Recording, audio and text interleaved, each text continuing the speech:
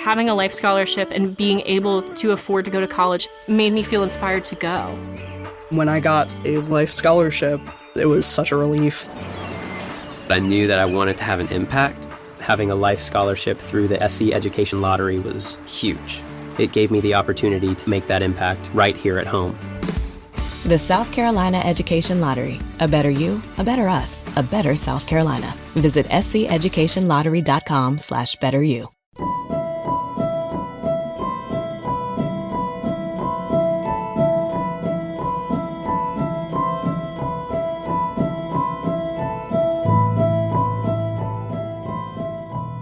Hello, welcome to Missing Miles Podcast. I am your host, Gary Howard. Thank you for joining me on another episode. It's been a while. I need to start getting more active on this.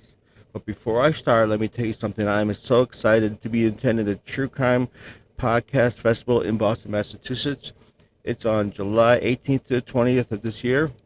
The only festival that brings together true crime creators, experts, and advocates to promote compassion, empathy, and respect in the stories we tell and consume. The immersive weekend is packed with live podcasts, panel discussions, and meet and greets with some of your most talented creators and fierce advocates in the true crime space. Plus, if you do a VIP, you'll get exclusive access to the private meet and greets and a catered social when you can personally invite your favorite creators. And yes, there'll be food there, and it is usually pretty good food. I've had it before, and I will be there as well. Tickets are selling fast, and hotel rooms are booking up quickly, and they are. I waited late to book my room, and I almost not got one. So I probably would have had to stay in my truck in the parking lot. But yeah, don't wait. Use my exclusive promo code Gary, uppercase Gary, for 20% off, and grab your spot now at the True Crime Podcast Festival. And again, that is in Boston, Massachusetts, if I say that right, if that's how you say it. July 18th to the 20th. Hope to see you there. And today will be, case brings us from Colorado, where I was at. And just recently, I do try to find cases where I'm a truck driver. I travel around the United States. I do try to find cases around my location. I know some do their state, some do specific things. I just try to do ones nearby me. And today, we were in Denver. I sat out in Denver, and we're going to talk about the disappearance of Paul and Sarah Skiba and Lorenzo Chivers.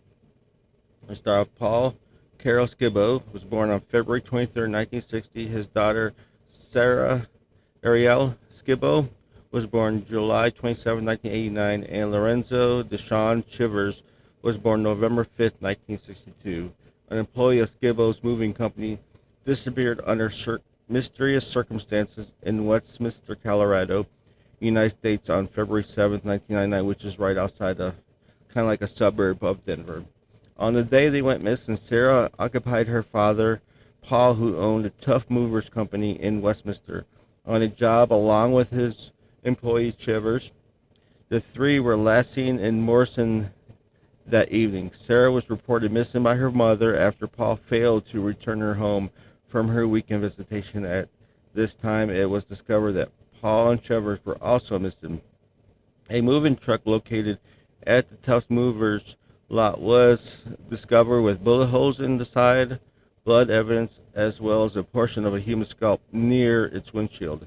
A metal extension ramp for the truck was also missing from the lot. The disappearance of the Skibas and Chivers received national attention and were profiled on the Montel Williams Show, America's Most Wanted, and by journalist Nancy Grace.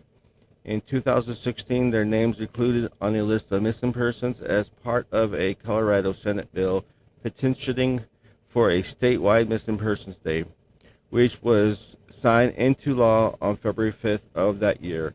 As of 2025, this year, the whereabouts of them are unknown, though law enforcement suspects foul play in their disappearance, and their case has officially reclassified as a homicide investigation. And I'm going to apologize right now. I have cats in my truck, and they are looming around me, probably seeking attention. I don't know where they're at now, so hopefully they don't interrupt. Paul Carroll, let's talk about individuals. Paul Carroll Skiba was born February 23rd, 1960. On July 27th, 1989, Michelle Russell and Paul Skiba's daughter, Sarah Ariel Skiba, was born. Paul and Michelle were divorced. Paul was the owner of Tufts Movers, a local moving company in the Westminster area, and shared custody of Sarah. A custody agreement allowed Sarah to spend every other weekend with her father. At the time of his disappearance, Paul's on and off girlfriend, Teresa Donovan, we'll talk about her, lived with him on his property and had recently given birth to a baby boy. Now, Lorenzo Deshaun Chivers was born November 5th, 1962. At the time of his disappearance, he had a 15-year-old son and a 12-year-old daughter and was separated from his wife but had discussed getting back together. Chivers had met Paul Skiba through Donovan, whose sister Chivers lived with. And so the circumstances around the disappearance. Paul had told friends the week before that he questioned whether or not he had fathered Donovan's child, and said he would often come home from work to find Donovan still in bed or partying next door with a neighbor, leaving Sarah to take care of the baby. He also mentioned his plans to kick Donovan out of the house and sue for full custody should a paternity test prove the child was his. Sarah spent the weekend of February 5th, 1999 with her father, Paul Carol Skiba, at his home in Thornton, Colorado. So on the disappearance on Sunday, February 7th, 1999, Paul's mother, Sharon, received a phone call from Donovan claiming that Paul had not arrived home that day from a job that he had scheduled with his employee and co-worker Lorenzo. Sarah had occupied both on a job in Westminster that evening, departing for the Tufts moving store located at 72nd Avenue and Raleigh Street. Around 5:30 p.m., the three were last seen at approximately 6 p.m. in Morrison. At 6:22 p.m., Sarah made a call when Paul failed to return home. Teresa phoned the police department, but stated that they did not take her serious. After we Sharon placed a call regarding Paul's absence. Sometime later, Michelle phoned police, notifying them that Sarah had been had not returned home from her weekend stay with Paul. On February 8th, Chivers' son called his mother and told her that his father had not returned home. So nobody is returned. Nobody knows where they're at. On Monday, February 8th, Jerry Bybee, another of Paul's employees, arrived at the Tufts moving store and noticed that the company's large moving truck had been unusually parked front first and crooked. Bybee recalled, Paul was a neat freak, anal about everything, so I was thinking, I can't wait to hear why this truck is parked that way, because Paul would have a story. Bybee also noticed that the lock on the front gate had been changed, leaving him unable to enter the parking lot. After Paul and Chivers failed to arrive at the Tufts store, Bybee phoned police. 3 days later, on February 11th, law enforcement entered the Tufts Movers lot with Bybee, I think his name is Bybee, assisting them. There, Bybee noticed a puddle of motor oil partially covered with a piece of plywood in the van lot.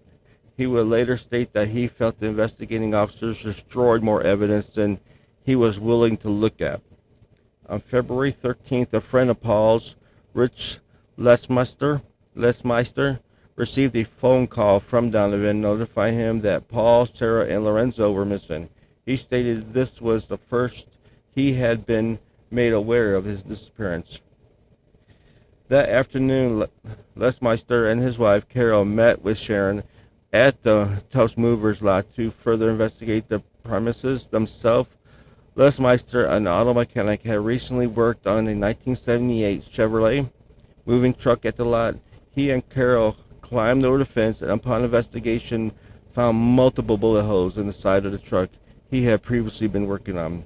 The exterior of the truck also had a blood stain smeared across it, and a chunk of what appeared to be a human scalp was lying near the windshield. Law enforcement initially treated the case as a kidnapping, assuming that Paul had taken Sarah and run away with her. Upon further investigation, the Colorado Bureau of Investigation, CBI, found evidence of blood covering the back of the truck and cab via luminol. DNA analysis proved that blood to be mixed with Sarah's and Paul's. The large amount of the blood led authorities to believe that both were dead. On February 17, 1999, a vehicle belonging to Chivers was discovered parked at an apartment complex at 3809 68th Avenue in Westminster, several blocks from the Tufts moving lot. 10 days later, on February 27th, a vehicle belonging to Paul was discovered in an apartment complex parking lot at 3129 Arkansas Avenue in Denver. In March of 1999, 5 weeks after the three disappearances, Thornton Police and the CBI formally stated they had evidence suggesting foul play. A witness claimed to have heard a woman screaming at Tufts Movers lot at the night of the disappearance. February 7th, other witnesses later told police that the truck in question had been seen leaving the lot between 7 and 8 times that night before returning around approximately midnight.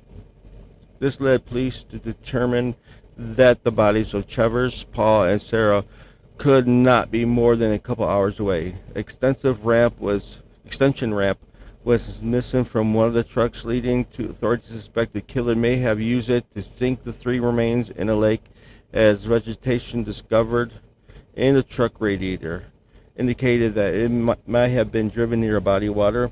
Search canines were used in an attempt to trace the bodies, and NarcoSearch, a company specialized in the recovering of human remains, assisting searches of lakes in the region. As of February 24th, there was a cash reward of $4,000 offered for any information. In February 2025, detectives Troy Gordonier, Gordonier, Gordonier, of the Westminster Police Department announced that there had been new discoveries in the case. He said they had discovered that parts of the moving truck were missing, including a two-piece ramp, blankets, and straps. Gordonier also said that they had realized exiting evidence and discovered new DNA, which they were working on testing, and that authorities had started re-interviewing persons of interest and witnesses. Along with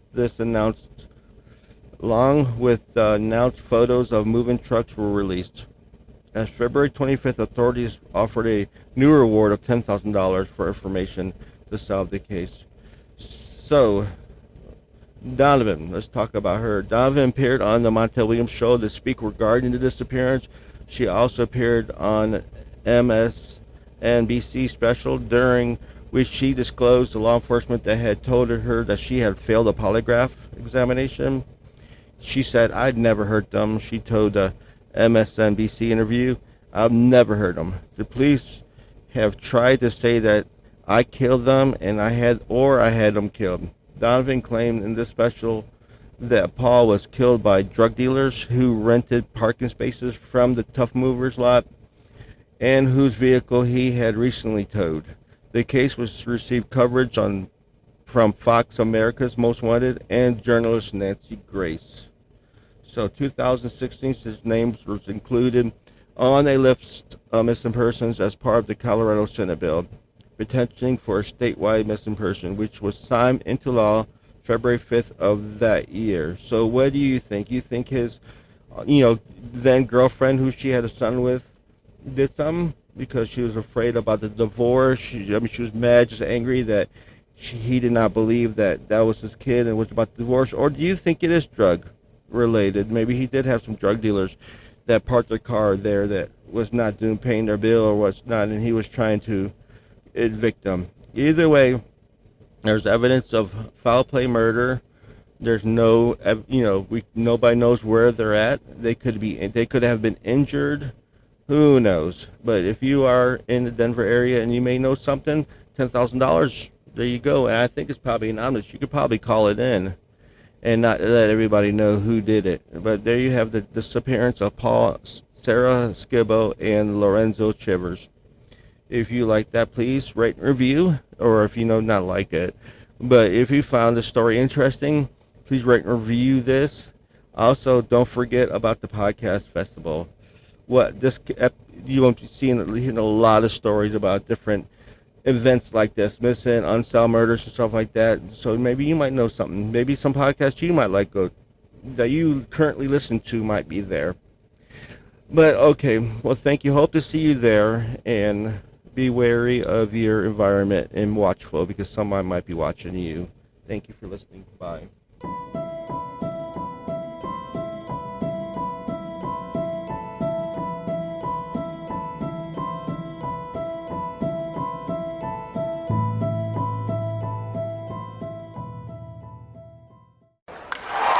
Breaking news from the stadium tonight as an anonymous fan foot the bill for 55,000 hot dogs, bringing that sweet tubed meat to everyone in attendance. Free dogs! Yeah! 55,000 hot dogs? What does that even cost? While the identity of this Frankfurter philanthropist remains anonymous, their all-beefy generosity will go down in history. The new Mega Millions. More to win means more to give. How you spend it is up to you. Yeah! For game odds and details, visit sceducationlottery.com.